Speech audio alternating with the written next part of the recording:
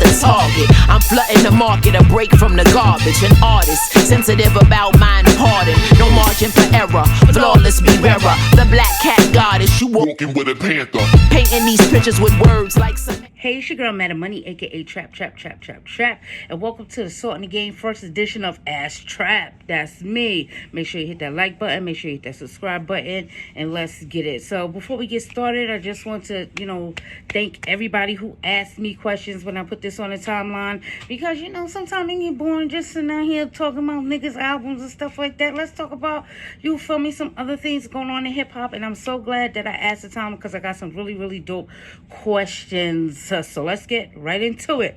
I kind of want to mix them up too because it's really, really dope stuff in here.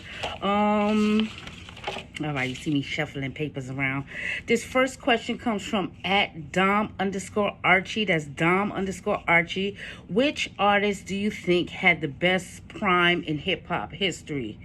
Well, that's a deep question because when it comes down to primes, you take an artist in their prime and you see who had the best runs in that time frame. Not on the come up, not towards the end of their career, but when were they the hottest and who had the hottest prime. And a couple of names come off the top of my head, you feel me? Old school LL Cool J had a hot prime, you feel me? Lil Wayne had a hot prime. Jay-Z had a hot prime, you feel me? Rakim had a hot prime when he was in his prime. It's hard to say when you say artists like Tupac, they were hot in their prime, but they didn't have a long time in their prime. The same with Biggie. Overall, I must give it to Jay because who else held it down for you? Feel me? 7, 8 summers. You heard? So I gotta say Jay-Z on that one. You feel on the low too. Redman had a little hot prime. Let me toss that out there. You feel me? We ain't gonna forget about my boy over there. He did. He had a nice little prime. Towards the beginning of his career as well. So thank you, Dom Archie, for that. Every question that is asked to me, I want y'all to answer the questions too in the comments below. And let's get the conversations popping off over here. All right, what we got next? @CrunchySopa1, that's CRUNCHYSOPA1, asks, what MC versus battle would you want to see next?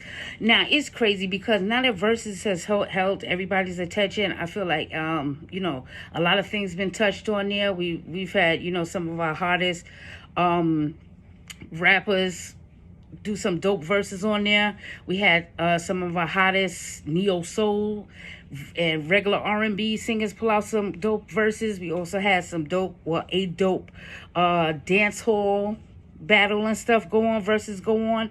But I think it is really time for us to do an old school verses where we have, that has to be filled in. That's the only thing that is missing here. So I know they was talking Rakim versus Big Daddy Kane. I don't know why or how that didn't pop off. I know LL Cool J was not trying to battle KRS-One.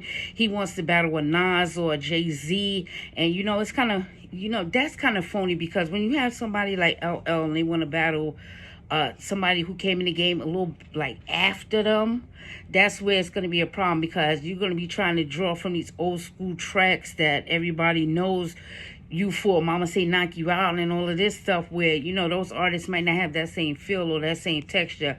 But I get it because, if you're having an old school battle, it might be more of an old school audience and you might win the crowd like that. But I want to see, I really do want to see an old school battle pop off. One healthy old school battle. On the low, I do want to see another dance hall battle too. I want to see Elephant Man versus Sean Paul. I want to see Elephant Man. This is what I want to see because there ain't too many people out there that could go against Elephant Man on some energy god shit, all the dance crazes he's inspired when it comes down to dance hall. That's why maybe a Sean Paul will be able to dance with him on that level. But that's something that I really, really am interested in seeing. I want to see Elephant Man, and I want to see, you feel me, a old school battle. We gotta get some history involved in these verses. So thank you, CrunchySopa1.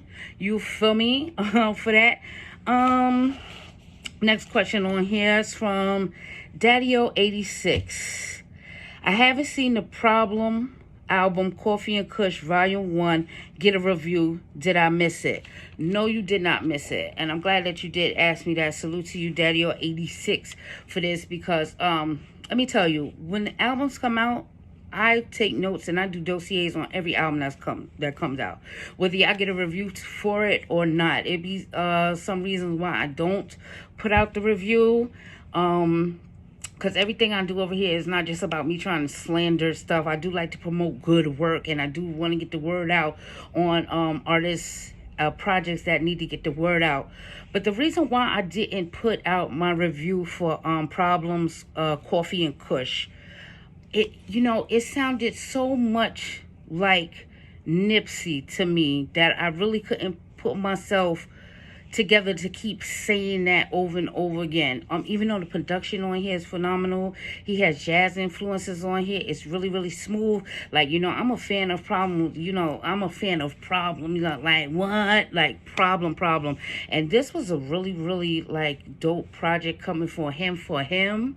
It shows a lot of elevation on there. Very, very dope. That's why I try to put the word out about it too on my timeline. Like, did y'all listen to this? Did y'all hear this yet? Because it is a dope project, but it sounded a little bit like Nipsey to me.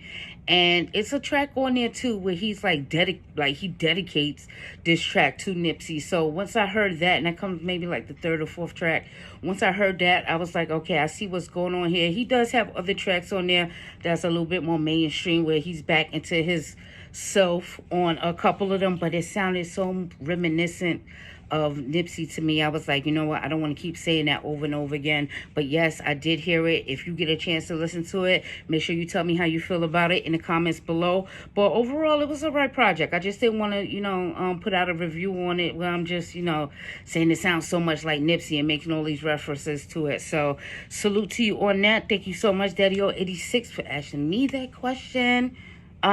Next question on here come from the Bish 065118110. Jesus Christ.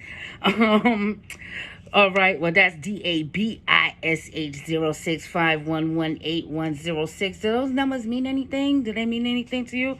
All right, maybe you got kicked off of Twitter a couple times. You're not beat to keep coming up with new names, but whatever have you. He asked me a series of questions, actually, and I'm going to say that this, like, you mean all hip-hop when you asked me this, because they was kind of, they were spot on, but they was vague. The first question is best female group. I'm going to have to say Salt and Pepper. You feel me? Hands down. Best DJ. Now, this is crazy because growing up in New York, you really do get a chance to, well, on the come up, actually, when radio was really, really real, you did get a chance to listen to a whole bunch of DJs display, and everybody had their own different styles involved. Kid Capri is somebody that I love to death. DJ K Slay, DJ Who Kid might be one of my favorites just because of the mixtape work that he put out. You got Funkmaster Flex. Funkmaster Flex ain't like, I've been to a couple parties with Funkmaster Flex DJ, and he is a good DJ in the party. You feel me? I'm not going to take that from him. I got a story about that too. Maybe I'll tell y'all at a later day and time when I've actually had two run-ins with Funkmaster Flex. But like on some real shit, I'm probably going to go like Who Kid on some bullshit. You feel me? I'm from Brooklyn. I ain't supposed to be picking up no Queens niggas, but I probably say Who Kid on the low. Best album art. Old Dirty Bastard. Old Dirty Bastard with the, you feel me? who can fuck with, and who else in the world could put out an album cover like Return to 36 Chambers, whatever, when you have like your EBT card or whatever it is, like, and nobody has really done that type of thing since then. You feel me? Like, who does that type of thing? That's my favorite album art, like, for real. On the low too, I'm gonna say on some new era shit, I am like infatuated with getting my hands on a physical, like, poster size thing for my wall back here of Conway's and Big Ghost Limited, No One Mourns the Wicked. Like, dog, like the skull and his skull work and all of that is so fly to me. So, old school, older one, newer one, on some non-rap shit though, because I'll be doing a discredit if I said this. Prince's like Diamonds and Pearls album when he had the hologram. That was the first time I ever seen something like that, where he was on the motorcycle with the girl Lisa that plays in his band or whatever, and the hologram. I just remember looking at my mom's CD like, wow, this is amazing. That was whatever album had Diamonds and Pearls on. It might not have been the name Diamonds and Pearls was the album, but that's a dope one right there. I've never seen somebody do that since then. Either have a hologram on their album for their album cover. Best feature on a song. Best feature on a song, Mel. Okay, well, everybody always says, like, AZ on Life's a Bitch. Everybody says, Snoop Dogg on Nothing But a G Thing. It's so many that it's really, really hard. On some old school shit, I think I might have to say Busta Rhymes Scenario. You feel me? On the Lodo, and it's not even a real feature, but my nigga Big, when he says "Get off my dick, kick it, bitch" on a Little Kim track or whatever, that's like my favorite feature in the world. Even though it's like soft, subtle shit, he ain't really spitting, he ain't blown, but he was so impactful for that one line and set the whole shit off. I really appreciated that. Best female feature. People gonna say shit like Nicki Minaj, Monster. I'ma always say Little Kim on the Quiet Storm remix. Like dog. Who is beating that? Nobody's beating that. So another question here. What best group that's not a group? Griselda. You feel me? If y'all ever seen Benny the Butcher on No Jumper, he definitely explains to everybody how, you feel me, Griselda is not a group, and that him, Westside Gunn and Conway, just three niggas that rhyme together, but they not a group, and I appreciate that. But that would be the best group that's not a group. You feel me? So thank you so much for that, the bitch. I ain't going through all of that again. What else we got? Here?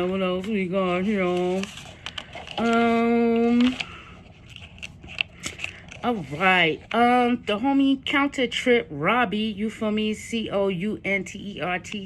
COUNTERTRIP Counter Trip. He asked, "What's your favorite rap album from each decade, starting with the 80s?" Jeez. You know what? This is a mad deep question on the low, because to go through the eras of hip hop and pick out one album for each decade, that is crazy as hell. When it comes down to 80s though, on the real, like it would have to be Schoolie D's like first and second album. It had to be Schoolie D, and then Saturday Night.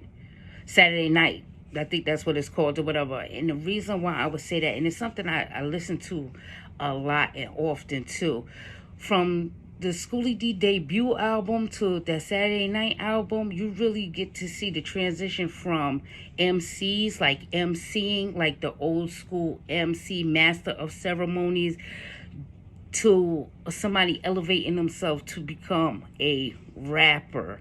And I like that. In addition to, like, it's totally old school. All the scratches and stuff are prevalent. All these things are going on on these two albums. But those two right there, they actually show you like how a MC becomes a rapper. You feel me?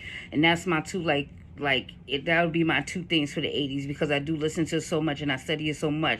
And Schoolie D is like, he's like the godfather or the father of gangsta rap, and a lot of people will let you know and tell you that feel me, Ice-T being one of them.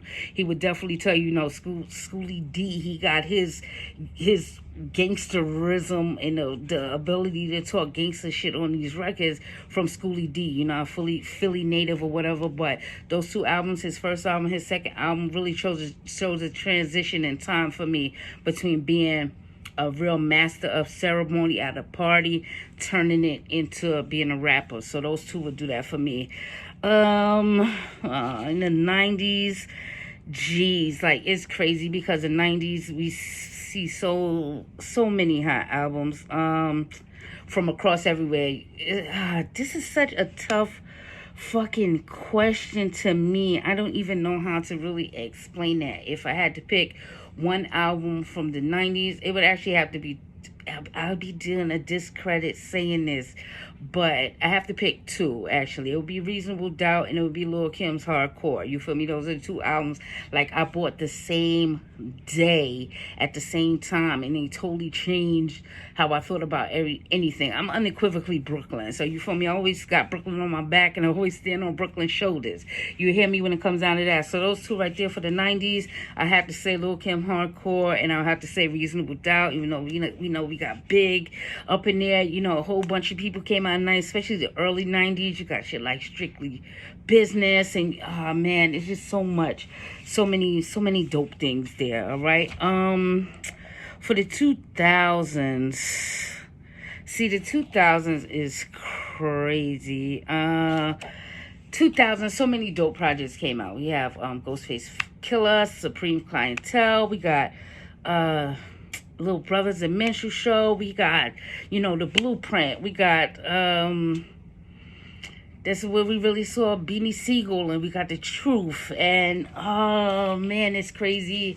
But on some real shit, though, it would have to be Get Rich or Die Trying. Like, on some real shit, it would have to be Get Rich or Die Trying. That would have to be like the quintessential 2000s album for me, would be Get Rich or Die Trying. But that time frame right there, man, it's like it's across every decade in hip hop. It's a lot going on, whether y'all like it or not, whether y'all like the changes that happen in hip hop or not during some of these decades. But it's always so much. That's why like we get up to the 2010s, you see Kendrick Lamar, you see J. Cole, you feel me? Kanye put out Beautiful Dark Twisted Fantasy. A lot of people like that. It's so much there. But the 2010s, I really got a chance to, you see the emergence of trap music. You see trap music come into play. You see aspects of drill music come into play.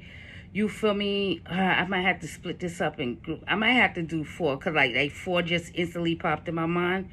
I don't care what nobody say. I fuck with Waka Flocka Flames, Flockavelli.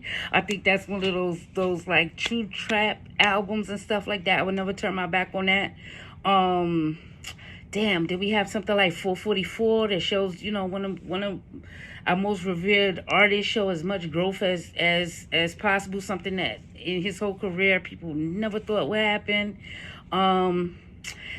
Then we have, then we had the emergence of like Griselda, and something like Tana Talk 3 comes out, and it's just like, Hustler's refined album.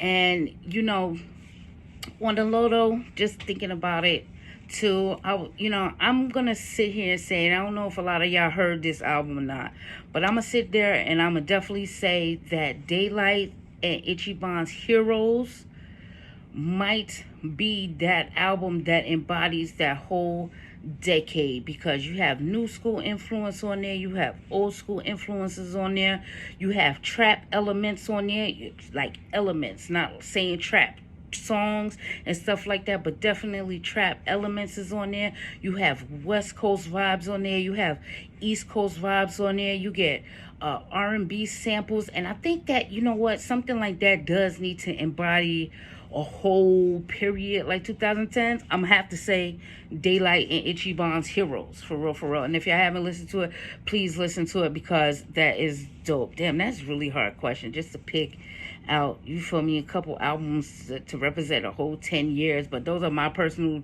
picks. I don't give a fuck what y'all think about. Let me know y'all personal ones with this. All right. This next question comes from the homie Khalil Aban 7, the nigga Vintage Khalil. That's KHALILIBN, and the number 7, Vintage Khalil Sport. Salute to you. You always show me such a support, and I appreciate that so much coming from you, Khalil. Like, bless you all day and night, because thank you so much for doing that. It's things like the little tweets you send me and stuff like that inspire me to keep going. So I definitely appreciate you for this.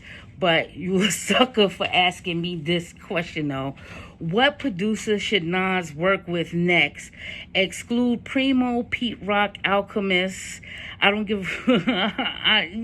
in my initial response on here, it's like, I don't give a fuck who Nas works with next. I'm not the biggest Nas fan, you feel me? He did have a successful record in King's Disease that I enjoyed, totally produced by Hit Boy. So, the easy way out is say, yeah, I want him to work more with Hit Boy again, but I want to see him step outside of this element a little bit.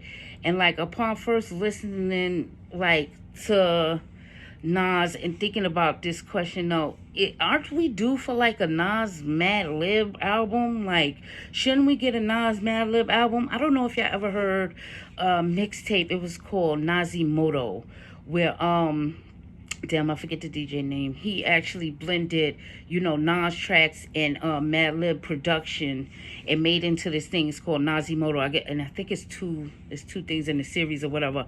And that came out so fly to me that I would like to see Nas over fresh Mad Lib production. You feel me? I think that would take it to a whole different place, and I think they would hit that shit really, really out the park because, Mad Lib, he's one of these crazy producers that when he sits with you and does these things, like, it will go through the roof. So let me know how you feel about that for real, Khalil, sorry. Let me know how you feel about seeing, Nas and Mad Lib do a project together, all right? Alright, moving right along. I told you I got some really good questions in here. This shit was so dope. Man. Another person I had to give like my total salute to. Check the Rhyme One. Thank you so much. You always highlighting. You're always highlighting me in hip hop. You're always, spreading the word about me. I appreciate you so much. Like I'm one of the people out here. I don't take any of that stuff for granted because nobody has to do any of these things and push me and, want to see me successful. And, you fight for me, you fend for me. So, like, I have to salute to you. Check the Rhyme One. You feel me? Like, thank you so much. But you asked, who are some of the emerging females that we should know about? It's weird because when you say emerging females, right, you would think something like really underground, some obscure female rappers that nobody know about. But it's weird because the emerging rappers, female rappers, are rappers that have already been in the game for a long time. Like, you feel me? Some would say that, Rhapsody is emerging because like her works before this last project she put out really went untalked about, unnoticed, and then she put out her last album that she came out with. Even though she's not really my cup of tea, I do respect and admire her, her longevity in the game and the body of work that she have put out. Before No Name had got into all of this bullshit nonsense, that was somebody that I wanted to highlight. But, she let the internet antics really take over what she does over there.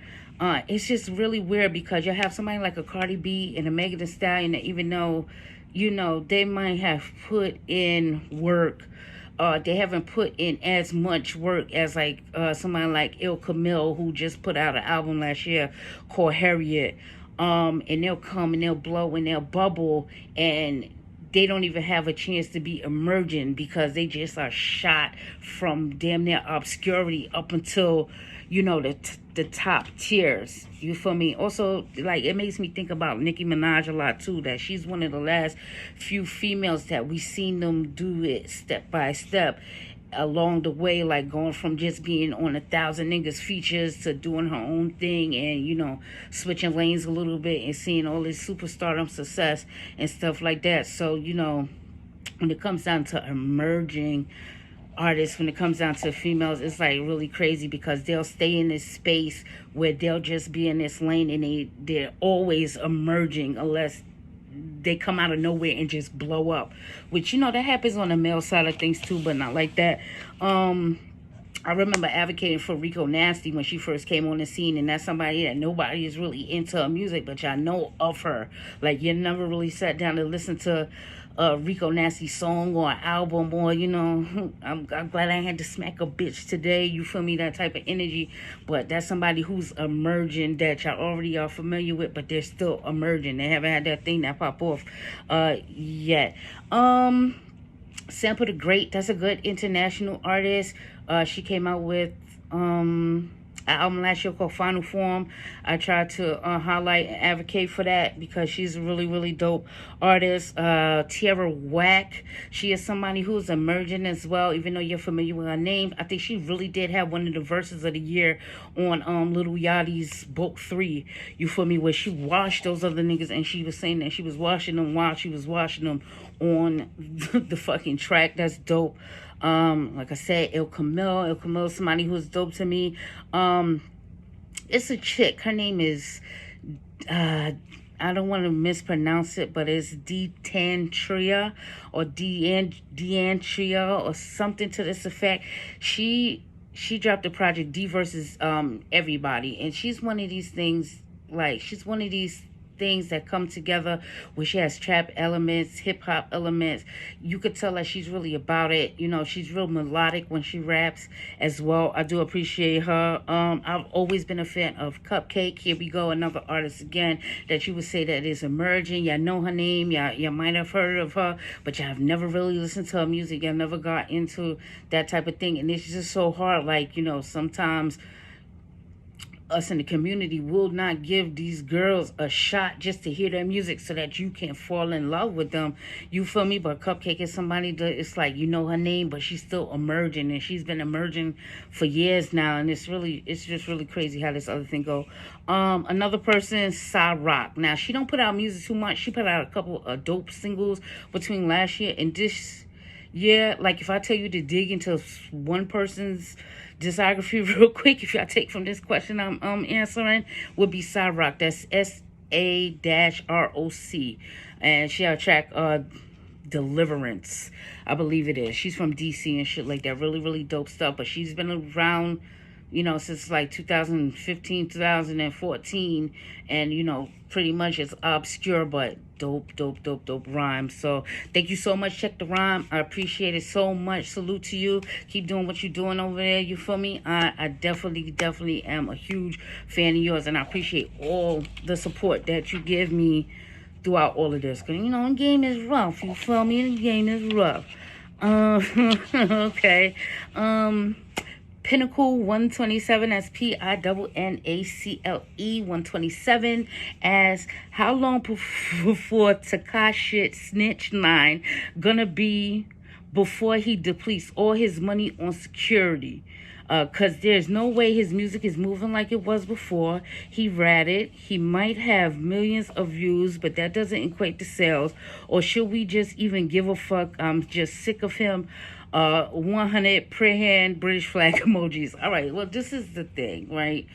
Like, Tekashi does not have to sell he doesn't have to sell any records. What people don't understand, when he was locked up, right, there was this thing of like he signed this deal for all his millions of dollars, and nobody really realized, like, no, this was still the same deal he was under. He is supposed to have done 2 English speaking albums and 1 Spanish speaking albums under his label, even though he got a side label thing going on. The same people who represent Future also represents him as well, but he has this side thing going on with them. But he had this deal like he had well before then, and the one thing about a deal is not contingent on sales, it's contingent on if you're putting the work out. So as long as he drops an album, and I believe he's held to drop a Spanish speaking album or Spanish speaking album, as long as he does that, he's definitely gonna have enough money. He actually had an interview in Time magazine upon the release of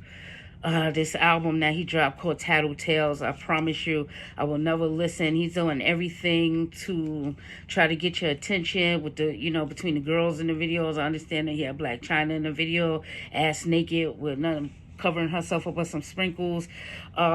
He's doing everything to draw these views because, just like you said, you know, he gets the views, but that doesn't equate monetarily. He doesn't have to do it monetarily. But in this interview, he said that he was very scared to be without security, and sometimes his security detail goes all the way up to, you know, 22 people on security for him.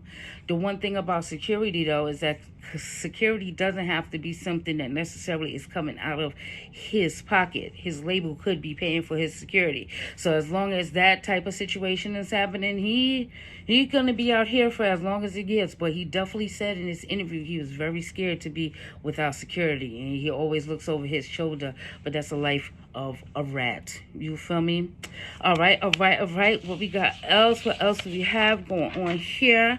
I appreciate all of this stuff. You feel me? Like I said, I want everybody to answer the questions in the comments below. And if you got any new questions to ask me, ask it in the comments below too. And I'll do another one of these videos. Just kick it with you guys. You feel me?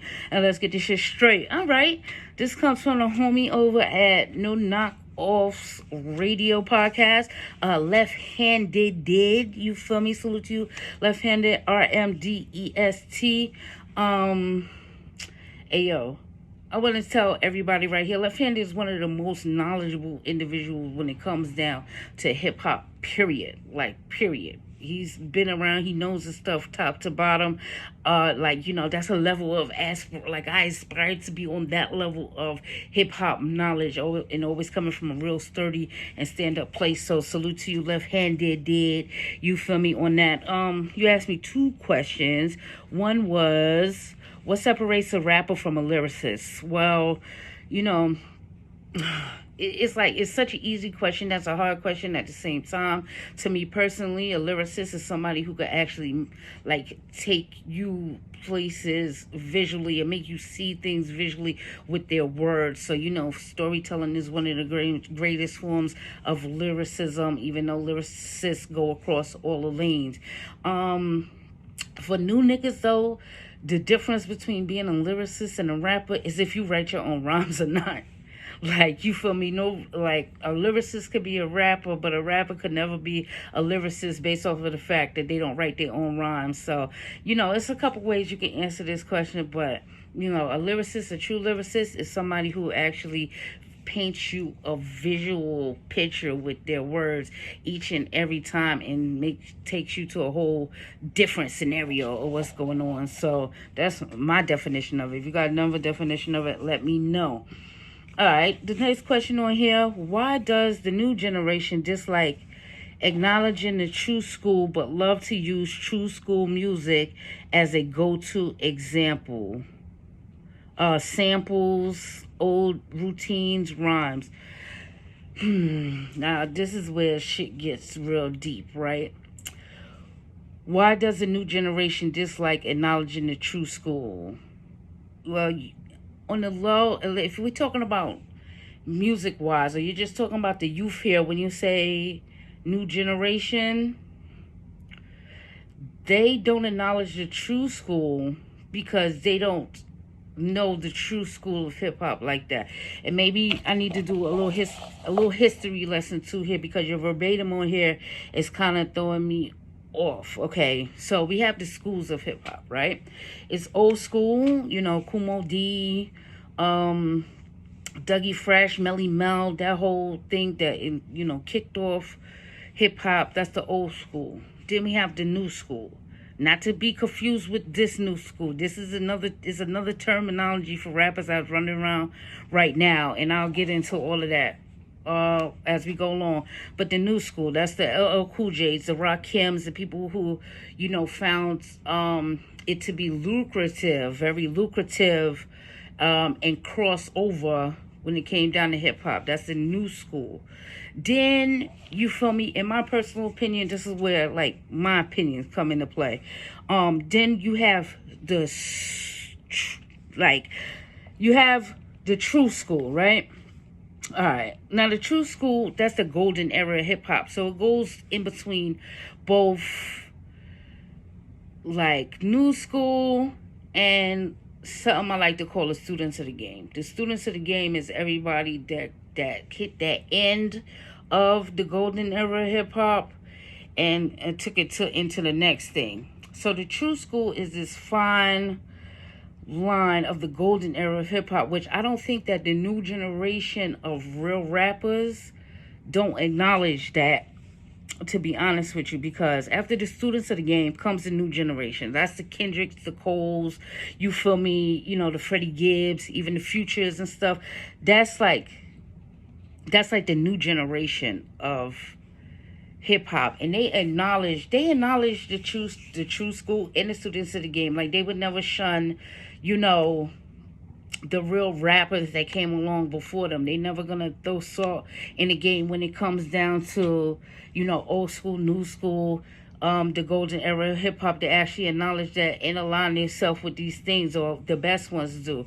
Now, what you might be referring to is the new generation of rappers. That's the little yachties that say they never listened to Big. That's the um these are the new age rappers. Those are the ones that are disrespecting everything that came before them, except for the new generation. So let me see. Let me make sure this is clear. All right. So we have the old school. That's, you know, the legendaries, the founding fathers, your pioneers, all of this stuff like that. That maybe didn't really capitalize financially. Some of them came through and did, but for the most part, they are the ground layers in this thing. Then we have the new school. That's the LL Cool J's, the KRS Ones. You feel me? Just a new thing in that, because you say like LL Cool J, you'll say somebody like a DMX is been rapping for a long time. Y'all don't even know that. But then there are students of the game too. So in between old school, new school, and the students of the game is the true school of hip hop. Those are the ones that, for the most part, everything is correct. Everybody's coming correct. Everybody is writing their own rhymes. Everybody is like integrity rise is still there with all that's going on. Then you would have the new generation of rappers. That's the Kendricks, the Coles, like I said, Freddie Gibbs. You know, people in that thing. Even like, you know, Future, I would consider him like new generation of rappers, bringing that trap element into his stuff. Then you have the new age rappers. That's the little yachties. That's the little peeps. All the littles. You feel me? All the littles. The one that disrespect the game just because they are not old enough to have respect for 3 generations of rappers before them. It don't resonate with them like it might do with us. And they've also found their own lane where they didn't have to attach themselves, or they didn't have a torch passed to them. You feel me? Like how the other generations before them did. So that's why they have a disconnect when it comes down to old school, new school, true school, students of the game, where they might acknowledge the students of the game because the ones that are around right now are at the elite level financially when it comes down to it. But as being born and raised on these type of artists, no, that wasn't happening. They were just too young, and they found their own niche in there. They did not have to use these things as a crutch, and nobody ever even passed the torch or even showed them anything when it comes down to that. And then after that, like right now, I want to say it's like we have students of the game, like a visual version, like the virtual versions of students of the game. That's the people like, you know, Griselda and Trust, and you know, all these underground rappers that studied the game, and they playing an online game where they don't necessarily have to have a middleman to capitalize, because even the new era rappers, they all have deals. Nobody's independent. You feel me? Nobody is independent in the mix of these things. But the students of the game, like class 2, the virtual class, they're all independent for the most part. Even in Griselda, even though they're signed to Shady and stuff like that, they all got these little other things going on, other stuff like that, and they started independent. Somebody like 38 and what he's doing with Trust, he's independent. So it's these things going on. But truly, they don't know who the true school is. They don't need to draw any influence from the golden era of hip hop. Their sound ain't even ain't even there with all of that. So you would like really have to show me one of these new cats like a Lil Yachty and all of these people, Lil Uzi Vert and all of these people like that. You would really have to show me where they have drawn influences from the older generations or the older schools in hip hop for me to like tell you why. But off of face value, like they just don't know them. They don't know what the true school is, and it's kind of hard. I want to get this formulated a little bit better too. So I want y'all to help me when it comes down to this too, because something like this is not really discussed when it comes down to hip hop, the schools of hip hop and where we're at with it. Because like I said, it's old school, new school, true school, riding the fine line into the students of the game, the first students of the game. Then we have, you know, the new generation of rappers, which those is lyricists, you feel me? Then we have the new era rappers who are just rappers, Little Baby, Da Baby, all these people who are just rappers. And then we have students of the game, like the virtual class, the people that are lyricists but are learning how to play and know how to play the online game, something that their predecessors didn't really have to deal with before. So, you feel me? I hope that explains anything. I'm kind of confused myself. I need to fucking actually write this thing down, because it's really, really crazy when it comes down to these schools. People will say, we're the new school, we're the new school, we're the leaders of the new school. Leaders of the new school is a group, and like, you can't be in the new school and in this time period, because the new school already has rappers associated with that era in hip hop. You feel me? So it is what it is. I'm gonna get into that a little bit better. But I do appreciate all the questions y'all sent me. Thank you so much. Hope I answered the most of them. You feel me? As well as I could. And like I said, anytime y'all want any open discussions when it comes down to hip hop, you feel me? Hit me up on Twitter at Madam Money Says. That's MADAMMONEYSAYS. You can do the same on IG. And thank you guys so much. I appreciate all the support. Let's keep going, because it's about to go down, down, down. Peace. Barbarous, that marvelous. Barbarella spit so it's obvious. Scimitar liberate heads from shoulders. They losing composure. Was I supernova? The beast back, blood gate, she unleashed that. Ease back, you don't know where my peeps at.